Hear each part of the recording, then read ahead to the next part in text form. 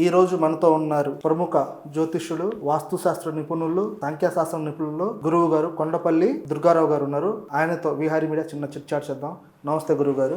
నమస్తే నాయన. గురువు గారు, కొంతమంది కొన్ని కొత్త నిర్మాణాలు చేస్తూ ఉంటారు. కొత్త ఇల్లు పూర్తయిన తర్వాత ఇంట్లో వెళ్ళి గృహప్రవేశం జరిగిన తర్వాత వాళ్ళు కొంతమంది కలిసి వస్తుంది, కొంతమంది కలిసి రావట్లా.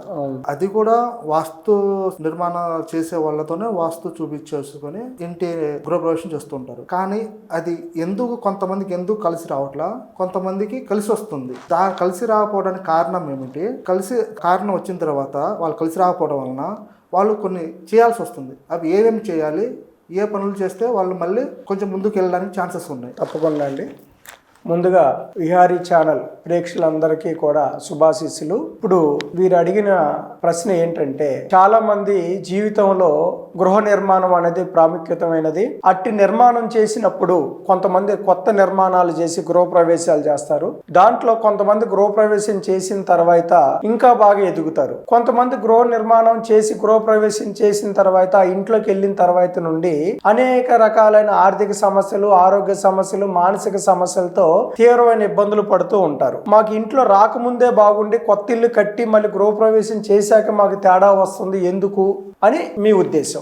అట్లా ఎందుకు జరుగుతుంది అనేది మీ ఉద్దేశం. దానికి ఏంటంటే, వాస్తు శాస్త్రం అనేది మన పూర్వీకులు మనకిచ్చిన వరము. ప్రధానంగా ఎవరైనా తెలుసుకోవాల్సిన విషయం ఏంటంటే, వాస్తు శాస్త్రం, వైద్య శాస్త్రం, జ్యోతిష్య శాస్త్రం, ఈ 3 శాస్త్రాలు మన పూర్వీకులు మనకిచ్చిన వరాలు. ఇప్పటికి కూడా ఏ ప్రదేశం అయినా సరే, తెలుగు రాష్ట్రాల్లో కానీ, మరి భారతదేశంలో కానీ, ఏ రాష్ట్రాల్లో కానీ కొన్ని వేల సంవత్సరాల క్రితమే శాస్త్రాలని లిఖింపబడి ఉన్నాయి. వాస్తు శాస్త్రం అన్నప్పుడు గృహం నిర్మాణం చేసేటప్పుడు ఏ మంత్రం ఉచ్చరించాలో అదే ఉచ్చరిస్తారు. జ్యోతిష శాస్త్రంలో వివాహ సందర్భంలో ఏ మంత్రాలు ఉచ్చరించి వివాహ తంతుని నిర్వర్తించాలో అదే నిర్వర్తిస్తారు. అలాగే బారసాల, పురుడు, నామకరణం, అలాగే దిన కార్యక్రమం, ఇలాంటి సందర్భాలలో దేనికి ఏ మంత్రం ఉచ్చరించాలనేది ముందుగానే పెద్దలు శాస్త్రాలలో నిర్దేశింపబడి ఉన్నారు. అలాగే వాస్తు శాస్త్రం అనేది ఒక సముద్రం లాంటిది. చాలా మంది ఈ రోజుల్లో 10 ఇల్లులు కట్టే తాపీ మేస్త్రి కూడా వాస్తు సిద్ధాంతం అయిపోతున్నారు. ఇది నా అనుభవపూర్వకంగా చెప్తున్నా, వాస్తవంగా చెప్తున్నా. 10 ఇల్లులు కట్టిన ఇప్పుడు వాస్తు సిద్ధాంతులు మాలాంటి వారు ఎవరి దగ్గరికైనా వెళ్ళి ఈశాన్యంలో ఇది ఉండాలి, నైరుతిలో ఇది ఉండాలి, వాయువ్యంలో ఇది ఉండాలి అని మనం ఏదన్నా చెప్తే ఇవన్నీ కూడా పక్కనున్న ఆ తాపీ మేస్త్రి వింటూ ఉంటాడు.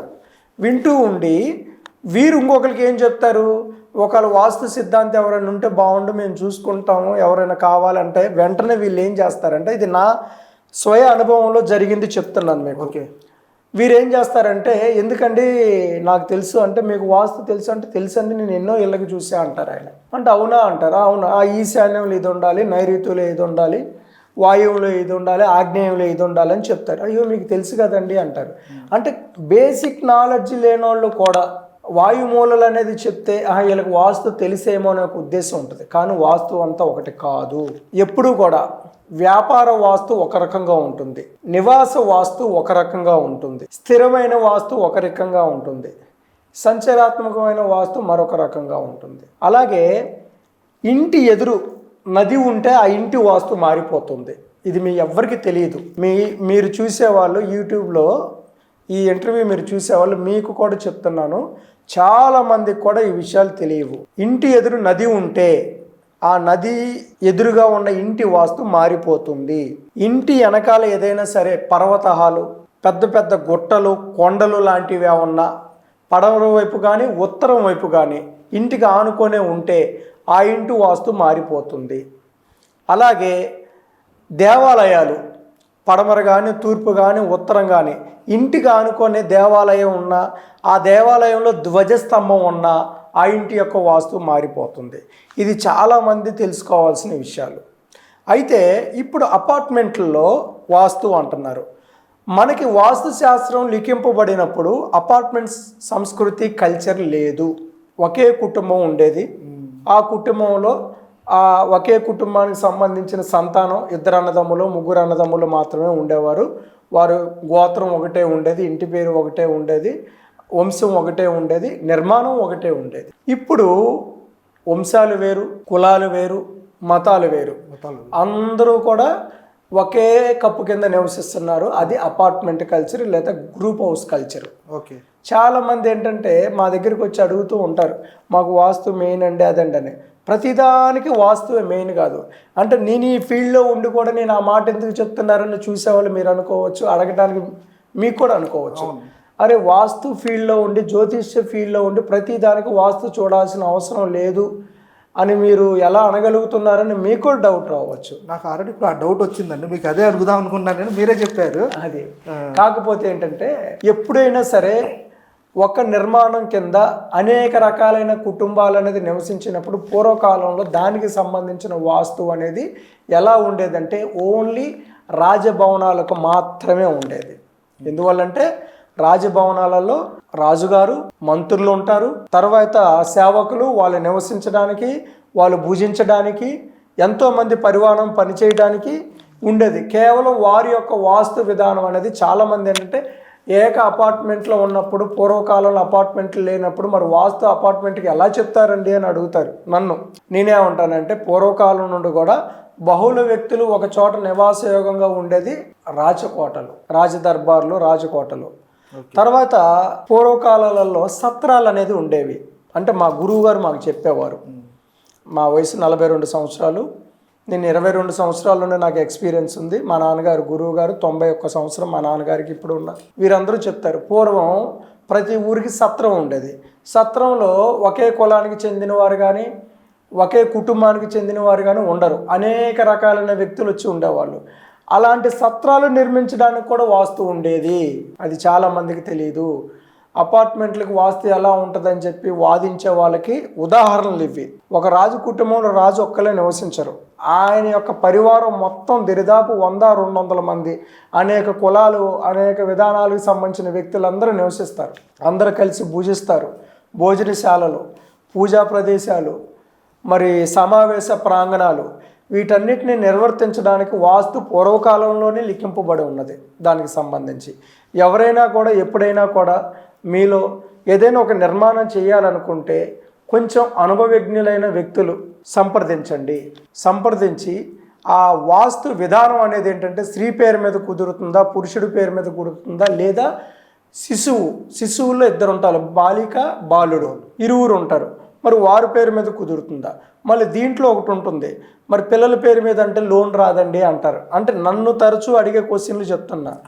మరి పెద్దవాళ్ళు మా పేరు మీద అయితేనే అవుతుంది అంటారు. దానికి వేరే మార్గాలు ఉంటాయి.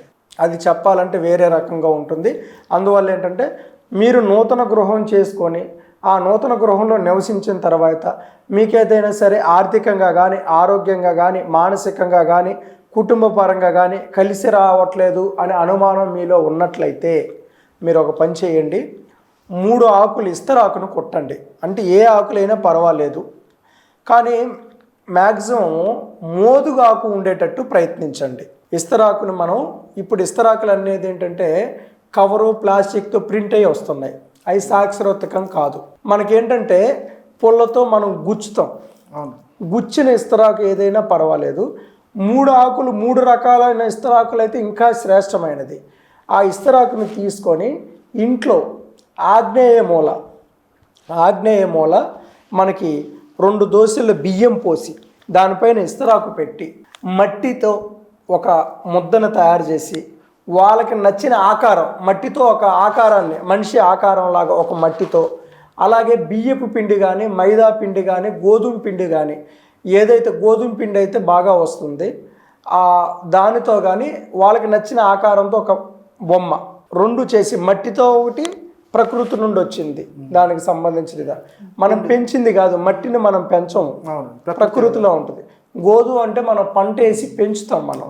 అందువల్ల మనం సృష్టించింది ప్రకృతి సృష్టించింది. ఈ 2 విధానాలను అనేది మనం పెట్టి ఆ 2 ఆకారాలు అనేది ఏర్పాటు చేసి దానిపైన పసుపు కుంకుమ వేసి దాని ముందర మన అరటి ఆకులో పెరుగన్నం, ప్రతిరోజు ఉదయాన్నే కొంచెం పెరుగన్నం, వేడన్నం ఉండి దాంట్లో పెరిగేసి కలిపేసి పెరుగన్నం వేసేసి పసుపు కుంకుమ చల్లి వాస్తు నారాయణుడికి 11 సార్లు ఓం నమో వనదండాయ స్వాహ, మరొకసారి చెప్తున్నా, ఓం నమో వనదండాయ స్వాహ అనే మంత్రాన్ని 9 సార్లు ఉచ్చరించాలి. ఇలా 9 రోజులు చేయాలి.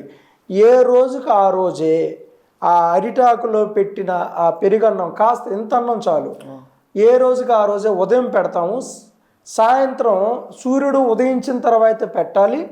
సాయంత్రం సూర్యుడు అస్తమించక ముందే దాన్ని తీసేసి డస్ట్బిన్లో అయినా పడేయచ్చు, ఎక్కడైనా పడేయచ్చు. ఇట్లా 9 రోజులు చేయాలి. 9 రోజులు అయిపోయిన తర్వాత 10వ రోజు ఆ బియ్యము, ఆ మట్టితో తయారు చేసింది, పిండితో తయారు చేసింది మొత్తాన్ని తీసేసి ఏదైనా ఒక నీళ్ళల్లో కలపాలి. ఇలా కలిపినట్లయితే గృహంలో ఉన్న వాస్తు దోషాలు ఏమైనా ఉన్నా, దాని ద్వారా మీరు ఏమైనా ఇబ్బందులు పడుతున్నా చాలా వరకు వీటి ద్వారా తొలగిపోతాయి. ఖచ్చితంగా చిన్న చిన్న సమస్యలే మనకి పెద్ద ఇబ్బందులు సృష్టిస్తాయి. పెద్ద పెద్ద ఇబ్బందులకి చిన్న చిన్న పరిష్కారాలు ఎంతగానో సహకరిస్తాయి.